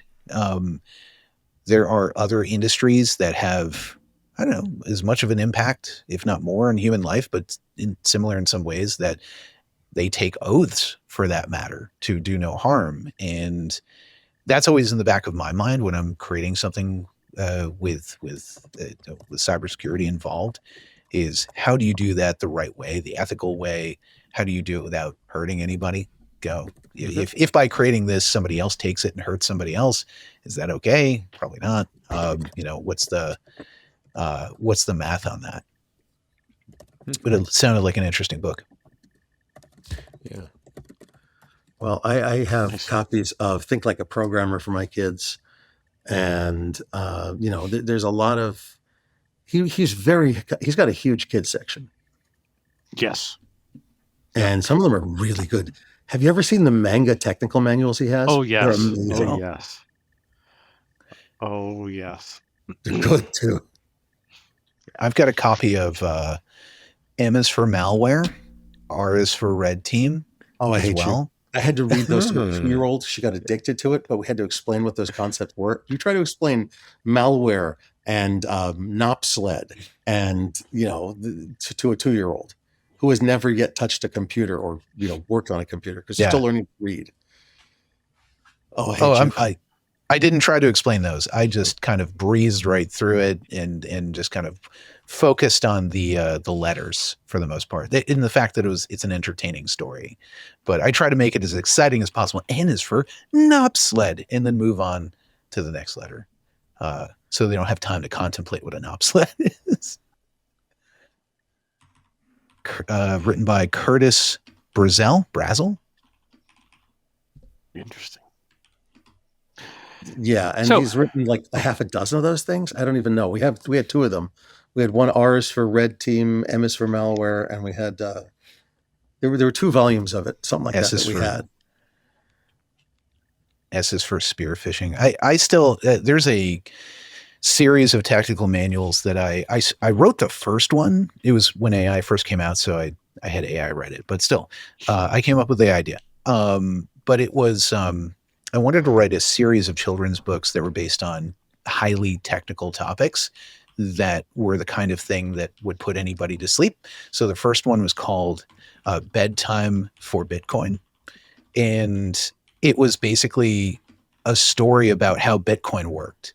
And then you got to the end of the story. So it was a kind of an elaborate children's story. You got to the end of it and it would say, hey, parent, if your child is still awake, switch to this chapter. And the next chapter would be deep details on the origins of Bitcoin, cryptocurrency, etc. And if that didn't get them to sleep, then I guess you'd have to go to the next book or something. But it was nearly guaranteed to get my kids to sleep before you entered the highly. It was literally just a tactical manual by the end of it. But it worked. So I thought, hey, if that worked for my kids, maybe it'll work for some other people. I wouldn't mind publishing Bedtime for Bitcoin, seeing if it'll help some other people at some point. And maybe moving on to more technical things like, I don't know, the Quiet Time for Quantum. I don't know. I'm just riffing here. But there's an awful lot of topics that'll make people sleepy. Quiet Time for Quantum, you'd have to use Schrodinger's cat and kill it. Like, that's just a bad idea.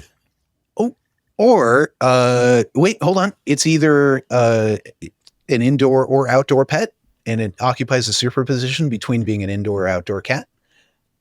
Maybe it's a little less death-inducing. Yeah, maybe. Because some cats don't necessarily subscribe to one or the other. They decide. Uh-huh. And, well, like one of my dogs, he likes to stand halfway in the pet door and halfway out the pet door. Mm-hmm. Like he's in both states simultaneously. Exactly. He's both an indoor dog and an outdoor dog. Superposition of pet ownership. Yeah. Yep. Speaking of superposition, one of the things you promised in the lead-in, there's two things that we got to cover that we promised in the lead-in. One was about Zoom shenanigans. Oh. And there's a tangential story on mine as well. So my story number 6 and 7. 6 is the one that's at Wired. 7 is from the researchers themselves at A Security, which is the weirdest freaking name. Their company is called A, the letter A, and their website is a.security. Like, that's not bad. I think many of us know back in the day, like when you wanted to get picked first in the yellow pages, you started naming your company. Did you say A.secure? A.security. A.security. Yep. Security. Yep. Security is now a TLD. It has been for some time. But yeah, I'm sure many of us on this call remember when you wanted to get your towing company listed first in the phone book, you called it A Towing. And then another company came along and called themselves AA Towing. And now we're at like A towing, 5A towing. Yep. That reminds of what this looks like. So what A Security found was that there was a memory corruption bug that exploits Zoom's annotation feature, which is a proprietary protocol for doing meeting annotation. And that they found that if they were sending specially crafted messages, they could corrupt the recipient's memory on the client and then use it to run code. And it affected every Zoom platform for Windows, Mac, iPhone, Android, and Linux. That's really cool. So all you needed to do was be on a Zoom call where annotation was turned on. It's built in, and so they didn't really specify whether it just had to be on or whether it was just because it was built in and available. They sent some specially crafted corrupt packets for the annotation and crash. Oh, no, not so much crash. Sorry, RCE. No, that is not fucking cool. So. Yep. Has Zoom patched it? Yes. Yeah, it's fixed. Yep. Let's put it. Yeah, it's patched. How many others are in there? Exactly. Mm. Exactly. Yeah. So that's kind of terrifying. Now, yeah, this one also goes has some kind of scary ties to the other story I put in there, number 5, TLDV, too lazy, didn't validate, or otherwise known as too long, didn't view. And this one is about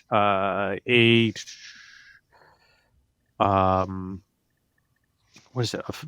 A meeting platform called Firestore.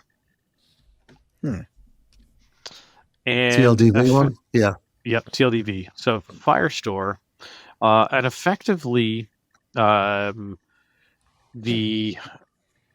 application authenticates you with JWT, then a Firebase token, and which allows you to query their database that has a list of all of the meetings, meaning there's no tenant isolation for their meeting listings, and that because you're now authorized, you can join any meeting that you want. And it has a list of all the conference IDs. You can just join the whatever meeting is here. I joined a live Google Meet belonging to the Malaysia Administrative Education. Joking. Yep. And who do you appear to be when you're joining? I don't know. But the intent here was that he said, yeah, you can put a bot in here and just have it record the contents of all these meetings.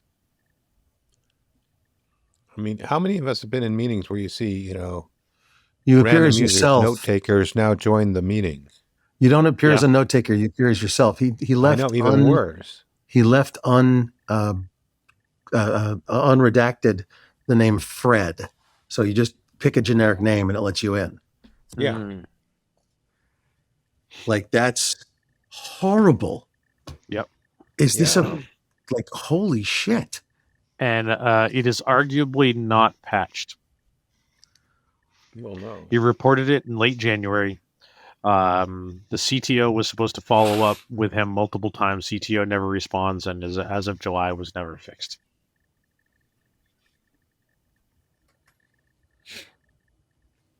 Wow. And there's so many things to look at here. I mean, why did they ignore a bug report? How did they not have the isolation to begin with? And why the hell do people think it's okay to put an unauthorized recorder on a meeting? They're exporting IP to an unauthorized storage. Uh-huh. Sorry, I'm weird about that stuff. Shadow IT. Oh, yeah, no, I get it. Crap. Well, I mean, this arguably bye secrets. Yeah, like this wasn't Shadow IT. Like, they reported the bug. The researcher reported the issue, and got responses from a gentleman named Raphael, and Raphael said, "Yeah, we took this to the CTO." And the CTO does nothing. Apparently, the CTO is the one that programmed the app, because then he says, we're on it. It needs some time, but rest assured we're following through. For further communication, I'd recommend reaching out to our CTO. The CTO that's not responding already. Oh, dude, they are SOC 2 compliant, GDPR compliant, EU AI Act compliant, hosted in the EU, AES 256 encryption, 6 compliance badges lined up in a row. And they've got a privacy at TLDV.io, a coordinated vulnerability disclosure email, and our security team will respond within 24 hours. 6 months later, no response. Their Firestore database has better uptime than their inbox. How? That's rough. Oh my God, that's horrifying. Yeah. Larry, we should I'm sorry. TLDV is an AI meeting recording platform. It drops a bot into your Google Meet, Zoom, or Teams call, records everything, transcribes it, and generates summaries with AI. 2 million users. And yeah, effectively, because you're granting it access to your meetings as the bot, you can effectively reuse the JWT, the authentication to log into the meetings yourself. Dude, this is horrible. Mm-hmm. Mm-hmm. Did you see the list of meetings that he noted were there? Yep. Oh I my also God. joined a call where students from major U.S. universities were building a startup app. 21 people on the call. They're screen sharing their entire product, discussing prototypes. And I kid you not, talking about how they needed to add client-side validation for .edu addresses, and they were also setting up Supabase live on screen. Yeah. I mean, at least with 12 people, you'd have the chance to spot the bot. Yeah. 21. Because if they invited the bot, but he came in as yeah. another user. Yep. Oh, 21. Still. Like, not 125. Yeah. Yeah. But, or an unexpected additional person in the meeting and be like, wait. Who dis? Yeah. Who dis? Who dis? Yep. Let's see. Corporate meetings from all 35,000 remaining domains. Mitsui Soko, HubSpot, Meraki, Macari, AnyMind Group, government meetings from Brazil, Colombia, Peru, Ukraine, El Salvador, Philippines, Chile. Indonesia, Mexico, United States, Qatar, Malaysia, Uzbekistan, Sri Lanka, Haiti, South Africa, Jamaica, Honduras, Argentina, Thailand, Japan, Israel, and Belize. All with .gov domains. It's bad shit, dude. Like, it's bad shit. This is crazy. 35,000 domains. It's crazy.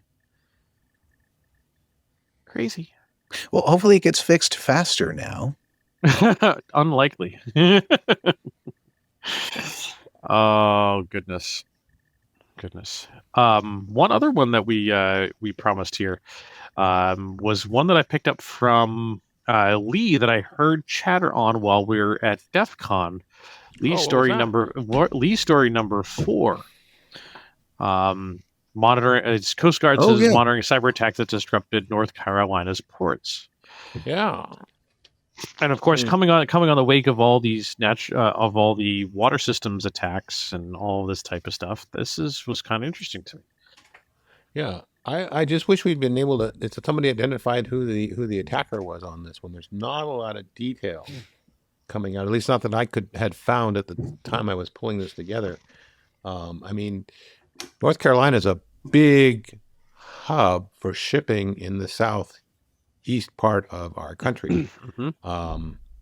There were some numbers I didn't capture that there are just millions of items going through these 3 ports. It's just crazy numbers.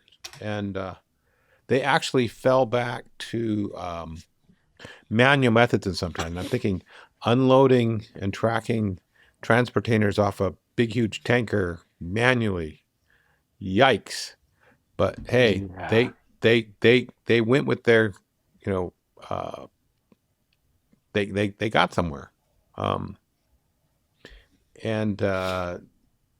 apparently they didn't lose their. Is this one they didn't lose their schedule? I'm trying to remember. Yeah, I think you're right, Lee. They didn't lose their schedule? And they did do their contingency plan and it worked. So that's a plus for them. Okay. That's good. Minimal schedule disruptions. All right. That's not bad. Yeah. I'm betting that this probably went well or better than it would have if due to I'm picturing a contingent of people who'd been at the company for decades that were still around waiting for this day going, you're going to need me at some point. And then they break out the paper and the pencils and the other employees are like, which end do you use? And these folks show up, go, oh no, I know all about paper and pencils and doing logistics at the same time. That's what I hope happened. I mean, as long as it got sorted, and I hope it doesn't happen again. I'm figuring they must have had the requisite walkthroughs, tabletops, pick your phrase to get people trained. And maybe they're keeping people trained on the paper and pencil method. Don't know. I hope that they are, because with the old parts lead, we're in big trouble, right? Succession planning. I was also thinking as about this is on our trip, as we're leaving Marseille, we got a beautiful view of 3 or 4 containers being loaded and unloaded. And it is amazing orchestration what's going on, and a lot of moving parts. It's really cool to watch. But I'm thinking, if you were tracking all that manually, my head started hurting. Right? Well, but that's what they used to do. I know. It was, but it used to be human talent. All right. So let's to just be a horrible cliche. Imagine handing that manual process to the kid who used AI to write his term paper. Right. They used to have really big dudes as well that would pick up the containers and like put them on top of each other. This is before cranes. Right. Big dudes. Really big dudes. Oh, fuck. Yeah. Yeah. No. Yeah. No. They used the rolling logs. Yep. Yeah. And then we built the pyramids, kid. No. Okay. No. I mean, they do that every day. Oh, no. That was we used the extraterrestrials to build the pyramids. Oh, this is what we did with the people. That makes way more sense than developing human engineering. Don't go too far. You'll fall over the side. It's only 6,000 years old. That's and it. We never ever made it to the moon. Yep. No. I mean, I haven't. That was a sound stage. I'll believe it when they take me up there and show me around. Maybe like give me a nice. You're just begging them to do it. That's all you're doing. It would be. If you ask nicely, they'll give you a suit before they shoot you out the door. It's a lot cheaper if they don't. This is true. One less passenger to return. Holy cow! Yeah, that's fair. I mean, I guess I'll just have to make sure I book a round trip instead of one way. It's round trip. You just it's a flat trip. It's a flat. No. You get up there and you come back. You just come back really fast with no braking. It's a little warm. Is that a tub thumping reference built into that? No. And I could knock down again? No, you get thunked again. Yeah. You hit the ground and you do not bounce, my friend. You impact. Well, at some point, if the true story comes out about the North Carolina State Port Authority and a ragtag group of veterans, logistic folks did save the day, I would like some credit for predicting that. Aww. Yeah, they'll send you a pencil. I'll take a pencil. Yeah, absolutely. They're like, that's exactly what happened, and it was all of us who are about to retire. Nice. Interesting stuff. Okay, let's switch stories. I think we beat that one. I've got one more that I want to hit. Go for it. Because it was kind of fun here. When we started talking about Wi-Fi, my number 2. Oh, go for it. Yeah. So Midnight Blizzard, otherwise known as Storm 2945, or potentially also APT 29, Duke's Cozy Bear, you name it. Turns out they have been compromising a whole shit ton of captive portal devices for hotel Wi-Fi, controlling DNS on those captive portals, and redirecting logins for various office applications to content of their choosing. Of course. Because it's blame DNS. No, wait. Yeah, no. Ironically, yes. But Lee, I know you when you took the wireless course with me back in the day. This was stuff that we talked about. Like, oh, you do this onesie twosie. Like you grab a captive portal or you spoof the captive portal. You get them to come to you. You control this. But now we have a nation state level threat actor, not just compromising one captive portal to target someone. Hundreds, if not thousands, if not tens of thousands of captive portals, potentially across the world, in an attempt to capture some very specific folks. But also, they happen to get a whole lot of other collateral damage. And arguably every other piece of that collateral damage is something valuable that is potentially allowing them credentials and so forth into other organizations that could be very helpful.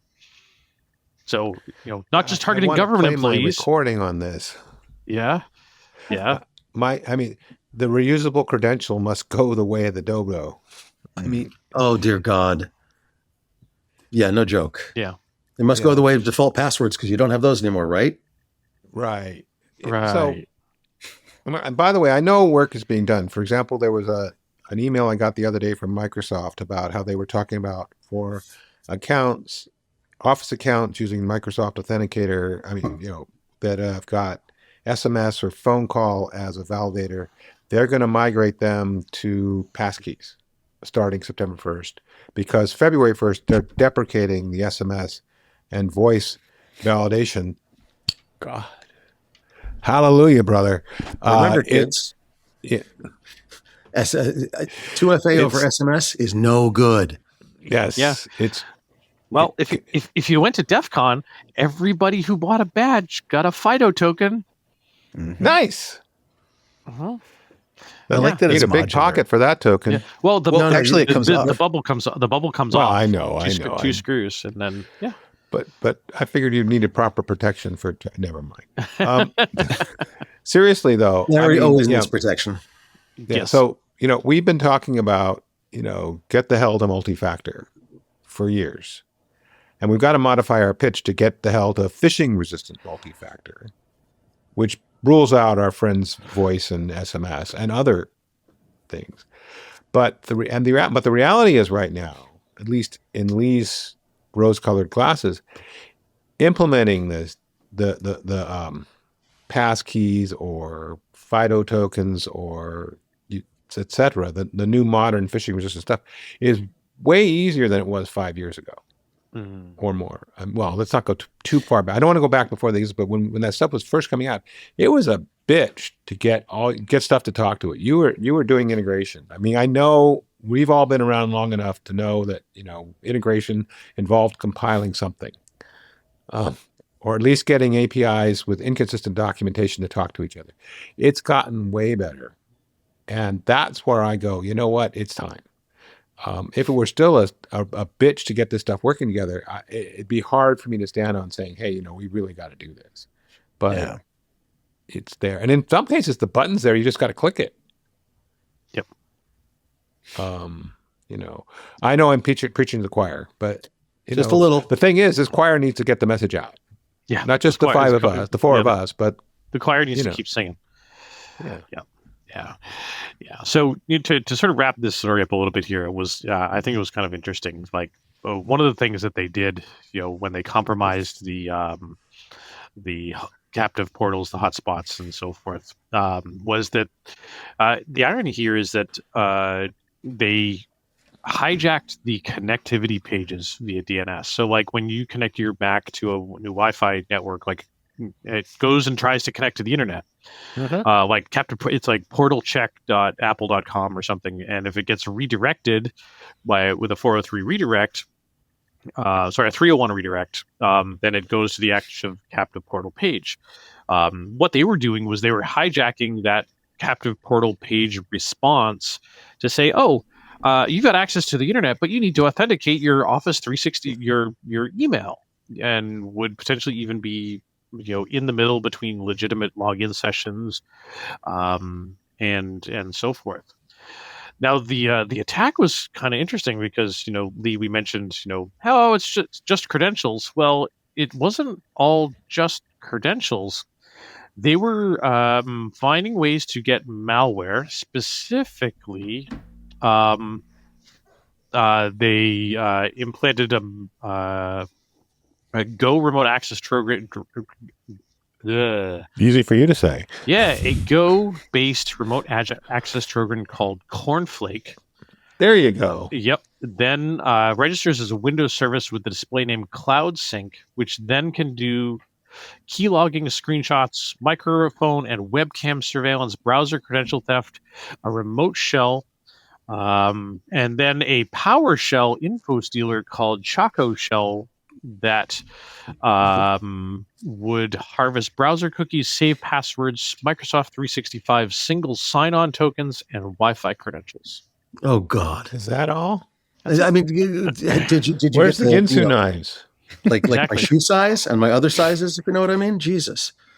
Yep. I know Dave's is an integer overflow, but you could probably get mine. Okay.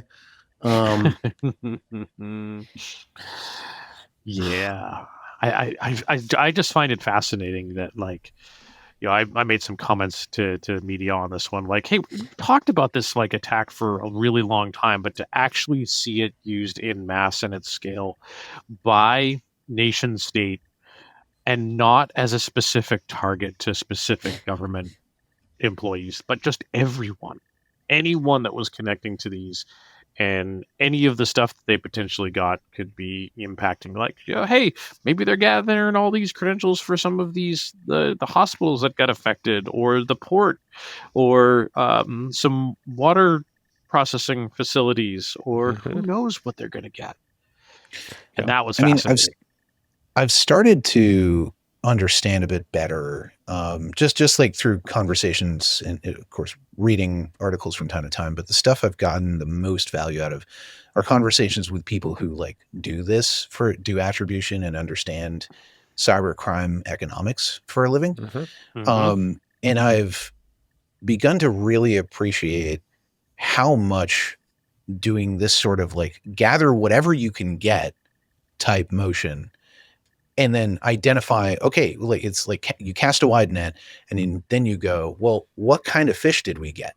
Did we get somebody who worked at this company? Great. We're going to bundle up all of those like corporate credentials. We're going to bundle those up, and maybe we'll use them. We'll save them for later, or we'll sell them.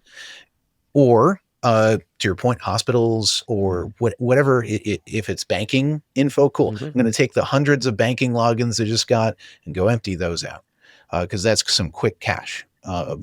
So this is the amount of information that they got potentially could be quite a bit and varied. But if they're dissecting it down to which bucket does what go into, they're going to make use out of this. They're going to use the entire buffalo, as it were. Right. And think about this: saving credentials for the future. Like, you got a credential for some one-off company you may not have targeted, but suddenly you find out they're integrated with one you were very interested in. Because that never happens, right? Nope, never, not once. No, but or just like I said, it's really clever, insidious, clever. Yeah, and you can check the iterations of those paths, so you get like passwords that people are likely to reuse or slightly modify, and then just go try all of them. There's a lot of opportunity for malicious behavior baked into that X film. Well, what's old is new again. Right. Yep. And the fact that they have Speaking this of working worms, at scale. Yeah. Whose story is the Kiev worm? I was just reading it. Oh. NPM. Oh, is that, do you mean Josh's number 3? Oh yeah, number 3. I was looking through that. I'm like, old worms are still popular again. Like, they just came back. I was reading that as Kev, so when you said Kiev, it didn't Kev. Connect. Sorry. K-E-Y-V. Yeah, look, I want to be clear on this. Remember, these days it's not always DNS, but it is always NPM. Okay. It could be DNS redirecting you to the wrong NPM. Oh, that's actually possible. Okay. I will tell you that in the abandonware report, the NPM ecosystem is pretty damn bad with abandonware and malware. But anyway, so NPM has a new worm, yay, that is in hundreds of packages across multiple organizations. It's not cool. They think that at least 868 packages are infected. And it's tough to tell who's right because things change so radically and it's trying to hide itself, et cetera. They have Claude Code and VS Code hooks. So as soon as you trust the workspace, boom. And by the way, what is the first thing you do when Claude Code touches your workspace? Yes, trust. So minor problems there. Credentials are exposed. And it's bad. It's just bad. What were you thinking about this, honestly, Dave? I'm kind of curious your take on this. It's all too familiar. It really is. Having lived through this kind of thing before, it's a logical place for this to go. You've got a new way of automating something. Worm concepts are going to come into play. And then now we're talking about poisoning the things that people use. This is not uncommon, right? And NPM it's so systematically problematic how it's implemented, how many of those packages are in GitHub and so on and so forth. Like it is a massive cleanup that needs to occur in order to prevent this from continuing. It's just going to keep happening. What's that terrible bumper sticker? The beatings will continue until morale improves. Until morale improves. That's effectively what we're going through right now, because we keep taking beatings, but morale is not. It doesn't seem like we're making any forward progress in this. It just keeps happening. Well, I mean, look at all the stories as a gestalt, as a whole. We have stories about Microsoft dumping incredible amounts of patches. We have stories about AI worms. We have stories about, all sorts of problems. It is not getting better. And so I would agree with you, my friend. Yeah. I would say that we've got to figure out some way of cleansing the ecosystems. Right. I don't know. What do you think? Yeah. Come up with a solution on the spot, because I'm going to put you on the spot, Dave. Come on, you can do it. Yeah. Well, I was just starting to look up how many NPM packages have been compromised lately, and the data point that came up is like over 500 were hit by Shai Hulud. Yeah. It's just like that's one. Yep. I'm thinking over the last year, how many times have we had NPM malware? Paul's brought it up a lot. It's like, just remember, it is always NPM. Yeah. I love that. It's awesome. The threat bulletins that we put out, if you were to like sort by NPM, it would be a bunch recently. Like in order to like determine impact, we had to basically scan all of GitHub in order to determine like who was potentially impacted by those things, which is no small feat. Yeah. And so I'm using the royal we. I did not do that, but I know the people who did. And I would imagine that was a tremendous amount of effort, but it was worthwhile. But it seems like every other day we put together a threat briefing that involves NPM in some way. Jeez. Probably not, but like it feels that way. It's just increased. I mean, so going back into cybersecurity history, at one point, all of us learned seemingly overnight that firewalls weren't going to stop all hacking. I think we're at that stage right now, where at some point people are realizing that the thing that we've been relying on wasn't necessarily secure. It was just that it was too much of a pain to mass exploit this. And now that we have automation at AI scale, that whole thing is solved. Like think about the way you use AI in your. Oh, go ahead, Josh.